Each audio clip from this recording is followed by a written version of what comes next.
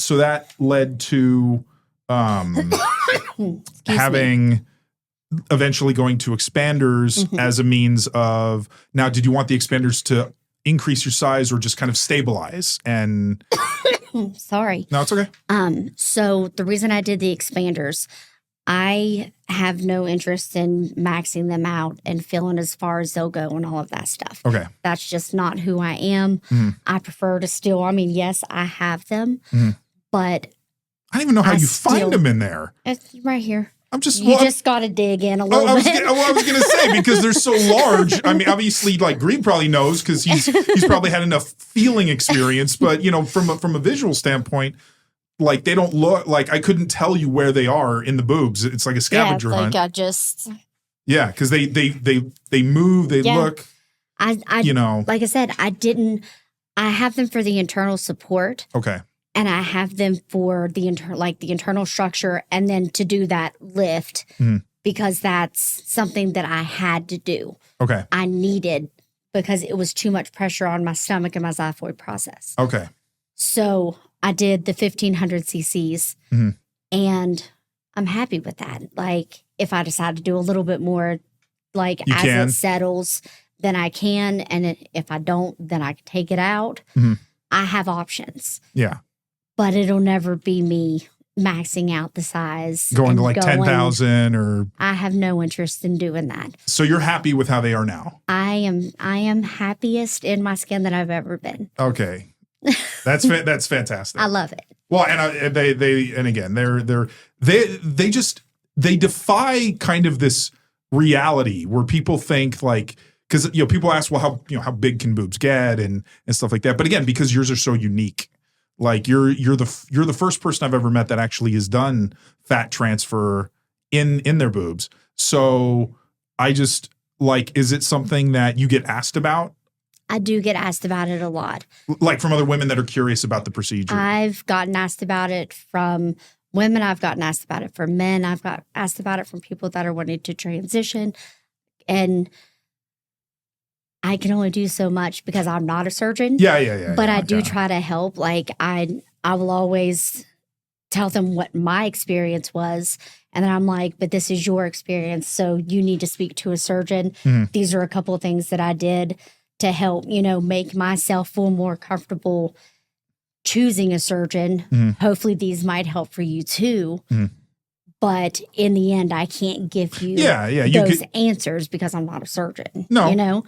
But you have you have the person you can refer to and they can ask, but you're the kind of the template in terms of being able to talk to you and see what your experience has been. And it's also, I started out busty.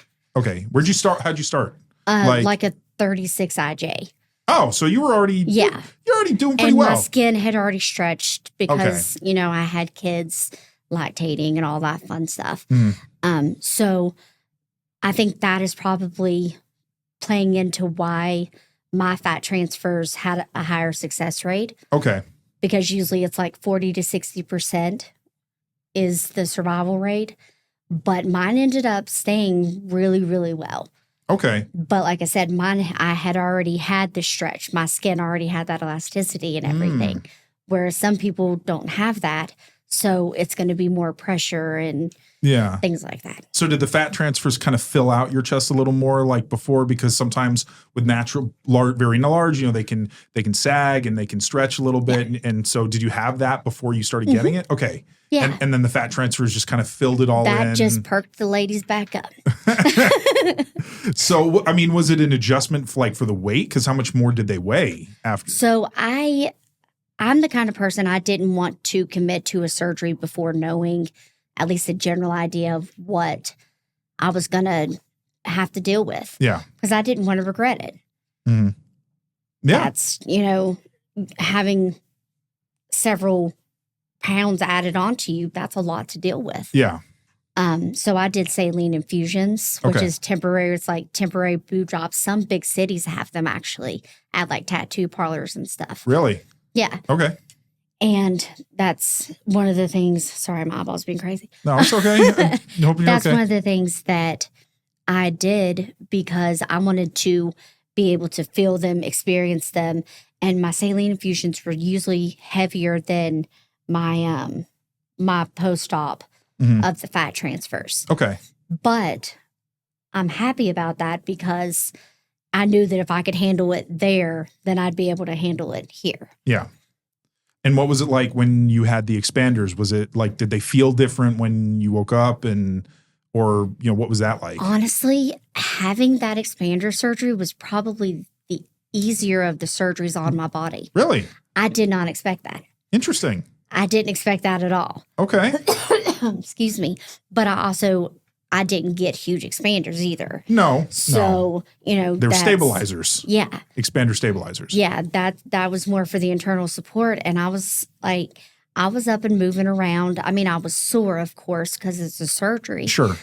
But overall, that was probably my easiest surgery that I've done. So then how are the expanders then what are they doing exactly? Are they basically preventing your boobs from dropping? Like or is it like they're giving it extra support so that, say they're not as heavy? Like what is it that they're exactly doing for you? They're doing the internal support. Okay. So I have my boob. Yes. Not sure if you've seen them before, but I have. I am familiar with them. They're very nice.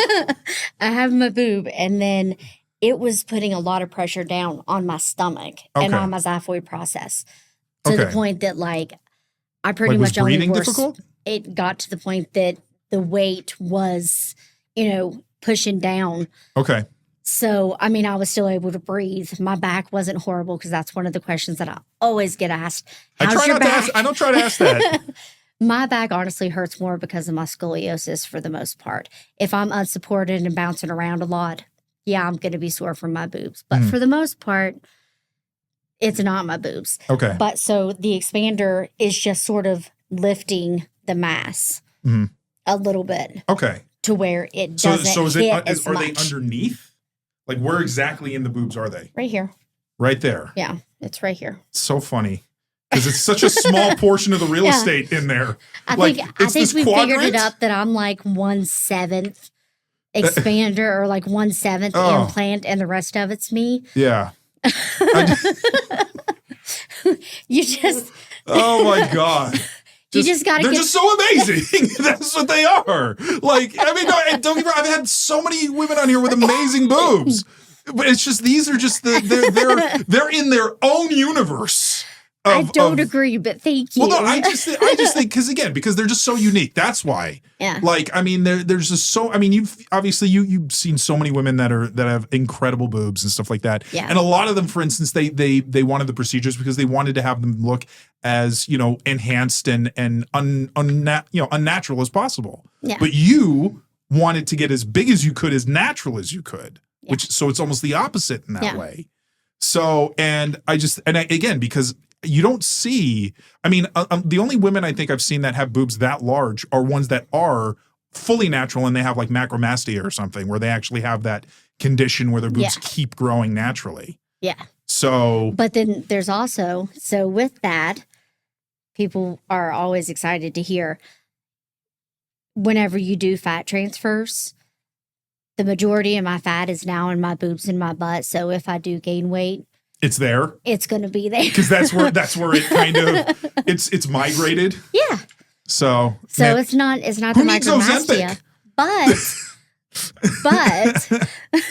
there is still some natural growth that occurs. Okay. Because of the fat transfers. Yeah.